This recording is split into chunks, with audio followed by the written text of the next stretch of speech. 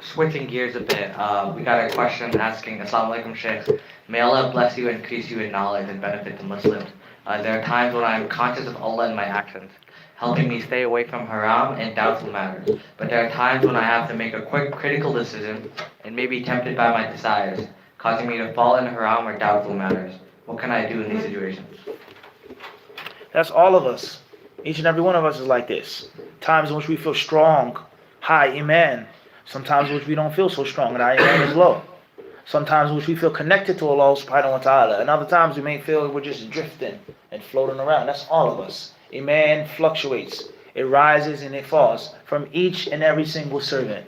Each and every single servant. What's important is the Prophet ﷺ, he says, إِنَّ الْحَلَالَ بَيِّن وَإِنَّ الْحَرَامَ بَيِّن. The lawful is plain and the unlawful is plain. وَبَيْنَهُمَا أُمُورٌ مُشَبَّهَاتٌ. And between the two are things which aren't so plain. The ulama of Islam, they say that this hadith has different interpretations. And from those interpretations is that it is relative and subjective. To me, it's clearly permissible to do this. But you may feel doubtful about it. To me, it's clearly haram what you're doing. And you may say, no, I read a fatwa and I think. So that differs from person to person.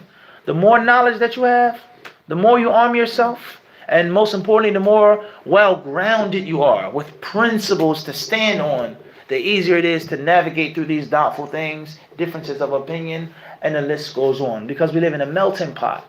We don't live in a country in which everyone is following one madhab, or we're of one race, or one age, or one gender. It's not like that. We go to school with different people. We sit in the masjid with different people. You go on YouTube looking for your favorite speaker or sheikh, and someone else pops up. So you have to arm yourself. You have to have principles to stand upon, general principles, and you also have to have detailed knowledge. And the last thing that I'll say is, one of the tricks of the shaitan, and it's not just specific to this questioner, is people, they want things that they're undeserving of, unworthy of. There's certain privileges to people who study. Privileges. And if you're not willing to put in the work and make the sacrifice and put in the time and the effort to seek knowledge, you don't deserve this privilege. And from those privileges is to see clearly. From those privileges is to cut on your high beams and you cut through the fog. It's 10 rulings, 10 statements on an issue. This is it right here. That's a privilege. And you can't get that unless you what? Sacrifice the time. So oftentimes we want things, but we're not willing to work for those things. And that's not fair. That's unfair to yourself, that's unfair to knowledge, and that's unfair to the people. So the more that you want to know, you want to have an in-depth knowledge, you want to do without the confusion and dawah, learn more. And if you're unwilling to learn more, then you're unworthy and undeserving of what? Of that privilege. And Allah knows best. You just spoke about dealing with desires and having your principles. Someone asked that, Assalamu alaikum, what do I do if sisters try talking to me and being friendly with me? And I know it is because they may be considering me before marriage.